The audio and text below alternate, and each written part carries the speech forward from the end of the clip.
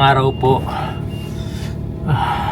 Today is Wednesday. Bukas magsisimula na po yung pasok ng mga bata dito sa Japan. Balik school na po sila. Si Yuna saka si Iji. Si Yuna Chang, dito na. Excited ka na bukas? Pasok nyo na sa school bukas, di ba? Start na ng school bukas, no? 早い起きるの。大丈夫よ、近いから前と同じよ。そうだよ。でもさ、8時5分だよ。行くの。ここ前は8時でしょ。もっと早いでしょ。でもまだ早いじゃん。でも大丈夫よね。Excited ka na?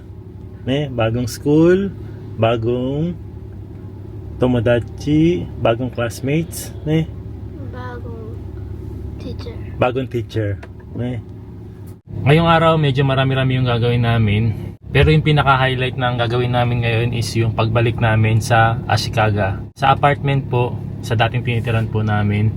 Ayan, babalik tayo doon para kunin yung huling mga gamit namin po doon. Pero bago kami pumunta doon sa apartment, dadaan muna kami ng Light Motor Vehicle Inspection Organization. Ayan. So pupunta kami ron, and dala natin yung sasakyan ni Mama Aya. Kasi light vehicle nga po ito, Keijido siya kung tawagin. Ayan. So simula nung lumipat po kami, ayan, dahil nga lumipat na kami ng lugar, kailangan na rin palitan yung plate number ng sasakyan po namin. Yung mga plate number kasi dito sa Japan, di ba? May mga pangalan kung saan sila nakatira. Kung saan nakaturo po yung jidosha nila o yung sasakyan nila.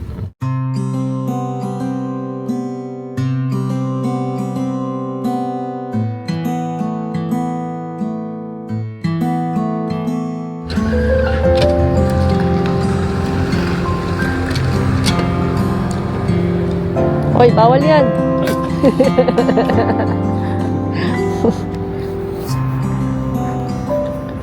So, nagtatanggal na po siya ng plate number. Plate number ba tawag dyan? Plate number. Hindi, kasi may number. Kasi papalitan na natin siya. Kasi, di ba, ito, nakikita nyo yan, Tochigi. Dati kasi tayo nakatira sa Tochigi. Ngayon, Ibang area na tayo. Oo, sa BGC na tayo. BGC. Oo. BGC ang ipapalit natin dyan. BGC na. Ay, Anong gagawin dito?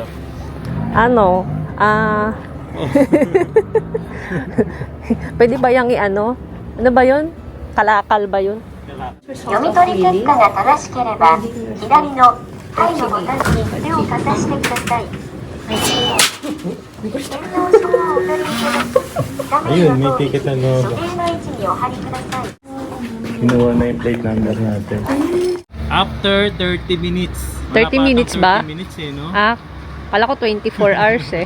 Nakuha na namin po yung bagong plate number ng sasakyan ni Aya. Itong Keijido siya. And ayun nga, sobrang bilis lang. Mahal, no? Oo. Sobrang bilis lang ng proseso ng pagpapalit po ng plate number dito. Ayan, kabit na rin natin agad para makabiyahin na kami.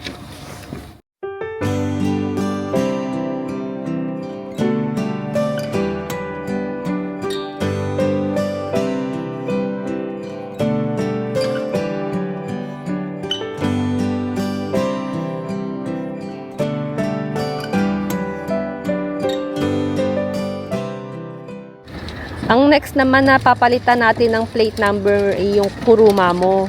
Pero hindi kasi dito. Dito kasi Keijido siya lang or light vehicle. So, ano yon sa Pilipinas. Putso siya. Ang layo naman ng kakabitan natin ng ano. Yung sa akin kasi putso. BGC nga kasi, di ba? BGC. So, tapos na nga tayo para sa sasakyan ng Mama Aya.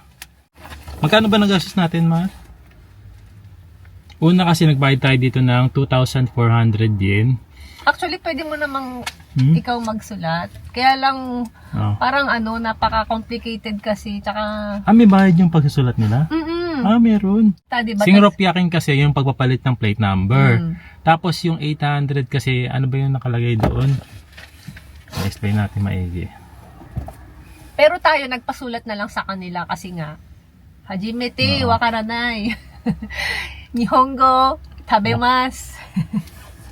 Tamago taberu. Tamago taberu.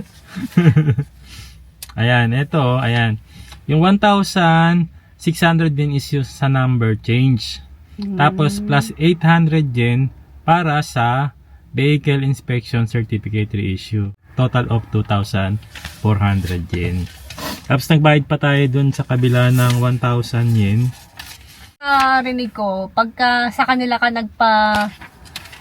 Sulat. nagpasulat, 1,000. Yun yung 1,000 yen, Oo. Kung kukumpitin natin lahat ng binayaran natin is 2,124 saka 1,000, nasa 5,500 yen. Ayan. Pero kung ikaw ang magsusulat ng sarili mong papel, nasa 4,500 yen. Kasi minus 1,000 yen. Susunod ikaw magsulat. Oo. Mag-aaral muna akong Japanese. Susunod ikaw magsusulat, tapos aabutin tayo dito na. Ayun lang, oh. Doon ka aabutin ng oras Doon kasi nga tatagal. puro kanji yung kailangan mong isulat eh. So, yun. Doon sila kumikita sa mga hindi marunong mag-kanji. Ito yung correct. Ayan, uwi muna kami ng bahay. Kasi bago tayo pumunta ng Ashikaga sa apartment, magpapalit muna tayo ng sasakyan, yung malaking sasakyan. Kasi may mga bubuhatin pa kami na gamit doon na kailangan natin ng malaking sasakyan. Ayan.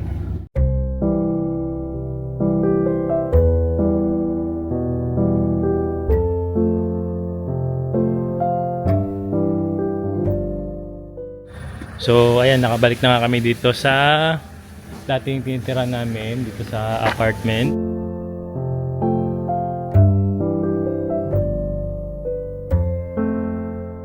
Ayan, check ng ating mailbox. Ano yan? Ano to? Yan, pati. Ano yan? Calendar. Ang calendar. May nagbigay ng calendar sa atin. Ayan, ito yung dati naming apartment. And, ayan, mula rito sa Genkan, ayan, nakapaglinis na kami.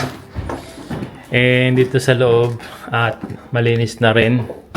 Malinis na ba yan? Ayan, naalis na rin namin yung mga gamit. Gusto ko dito, maluwag. Bakit?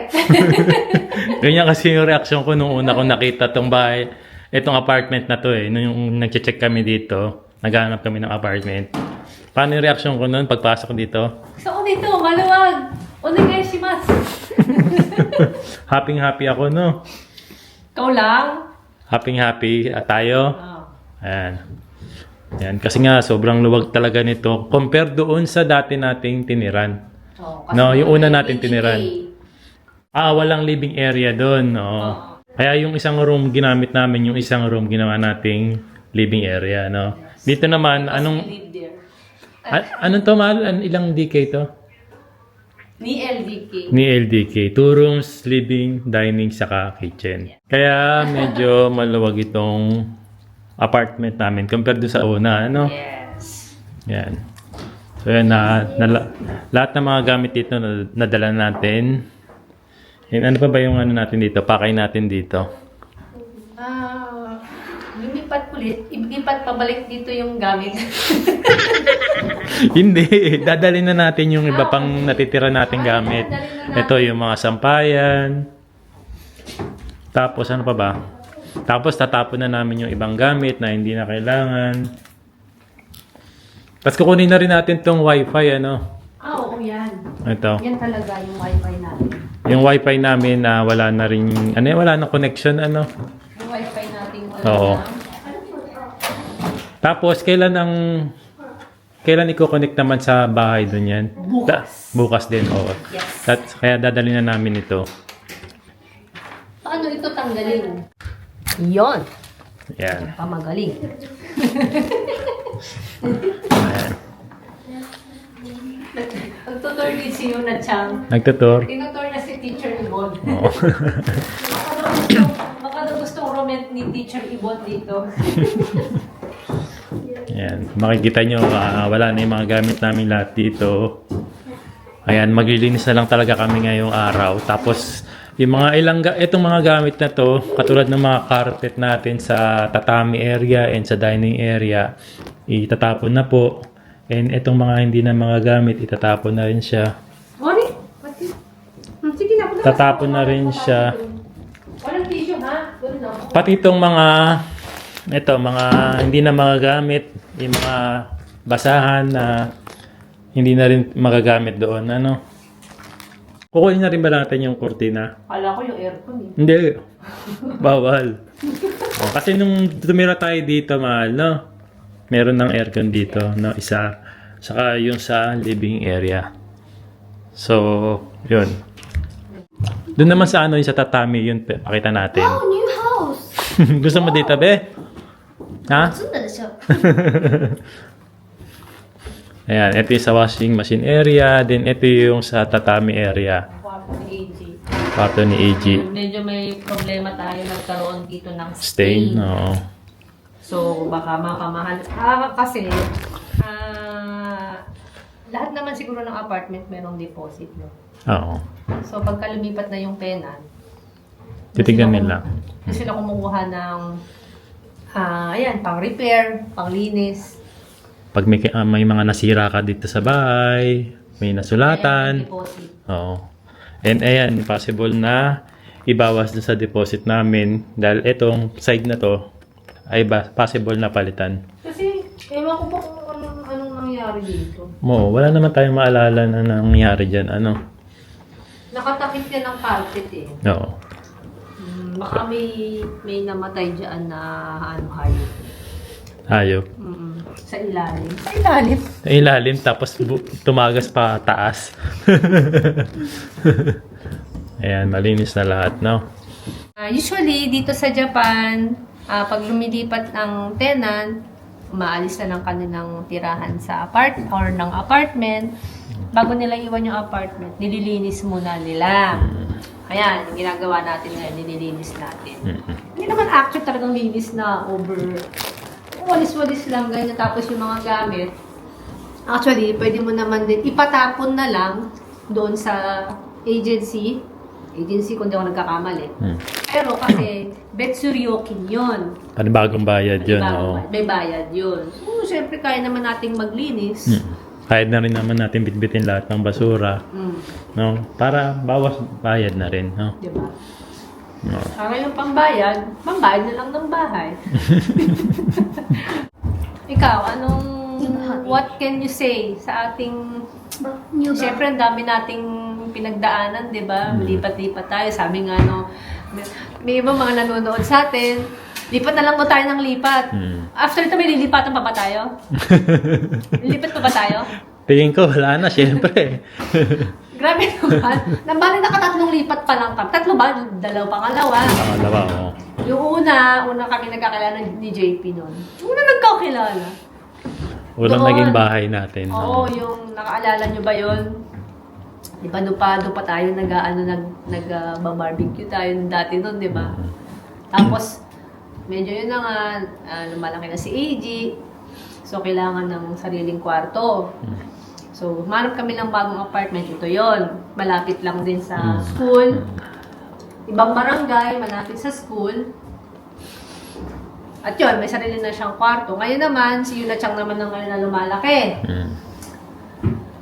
At yun na nga, hindi na apartment, talagang bahay na natin yung last na lilipatan natin. Naalala ko nung unang lipat natin talaga dito, di ba?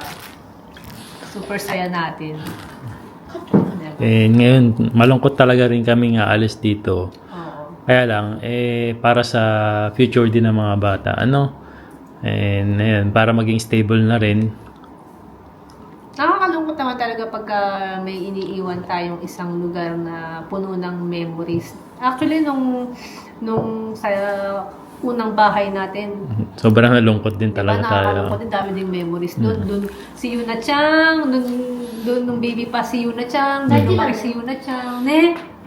どんどん成長してる Tapos syempre dito na hindi lang yung bahay, hindi lang hindi lang lipat ng bahay, kundi syempre yung mga bata lumipat din ng school. Ayun, so medyo malaking adjustment. Pero, we're gonna do this. Let's do this. And do that. Do that. Ayan, magbibit-bit na ho kami at lilinisin na namin itong natitirang mga kalat namin dito. Hindi namin alam kung last day na namin dito or babalik pa kami rito. Oo. No? Ito to, mamimiss ko to. Mamimiss mo yan? Para tayo dito, ano mo yung saraminan?